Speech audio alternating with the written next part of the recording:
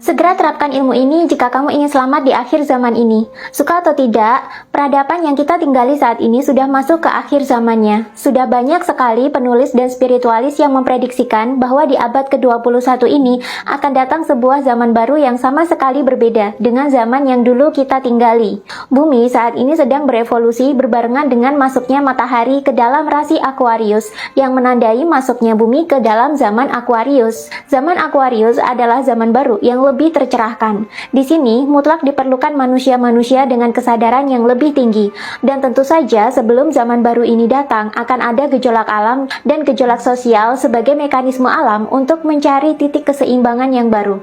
Dan tentu saja manusia yang tidak fit dengan zaman baru nanti akan ikut tereliminasi. Apa rahasianya supaya kalian bisa fit dengan zaman yang baru nantinya? Di zaman Aquarius ini mutlak diperlukan manusia-manusia dengan tingkat kesadaran yang cukup tinggi. Hal ini selaras juga dengan nasihat para sesepuh Jawa kita bahwa di abad 21 ini adalah waktunya untuk kembali kepada jati diri kita masing-masing. Jati diri kita adalah diri sejati kita yang juga disebut sebagai guru sejati kita. Sebenarnya setiap manusia sudah memiliki guru sejati masing-masing yang akan menjadi penuntun manusia selama hidup di dunia ini.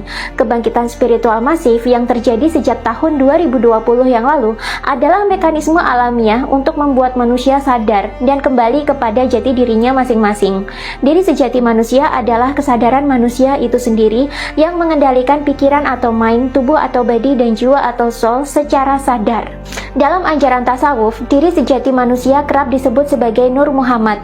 Dalam filosofi Hindu disebut sebagai Atman. Dalam spiritualitas Barat disebut sebagai higher self. Agama Buddha juga mengajarkan umatnya agar menjadi sadar.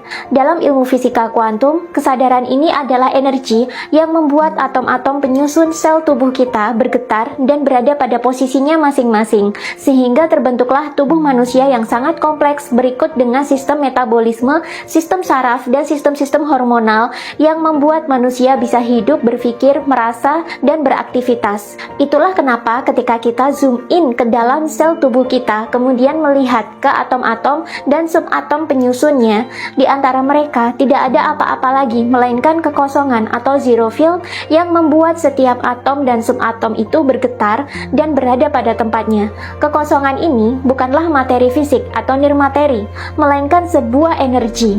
Tidak semua energi itu harus memiliki massa. Ada juga energi yang tanpa massa atau tidak terkurung dalam suatu objek.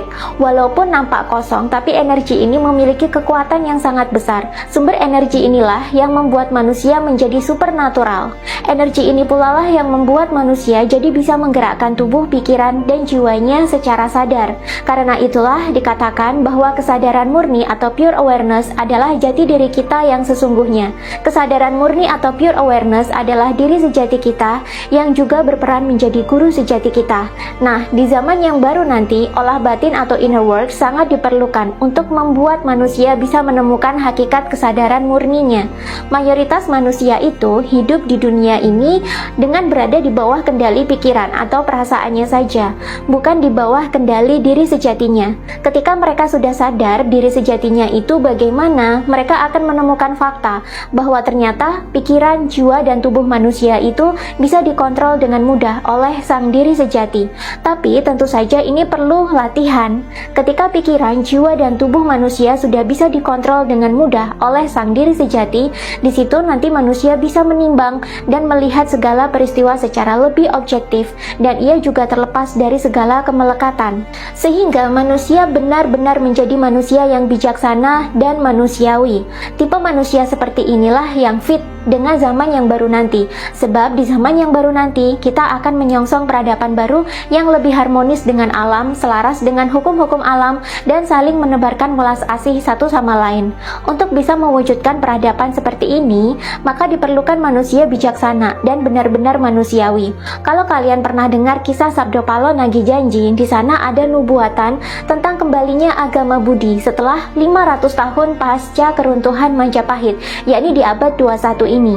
Agama Budi ini adalah ajaran spiritual yang mengedepankan kembalinya manusia kepada kesadaran murninya atau diri sejatinya, sehingga akhlak manusia jadi lebih baik dibandingkan dengan zaman sebelumnya dan benar-benar bijaksana.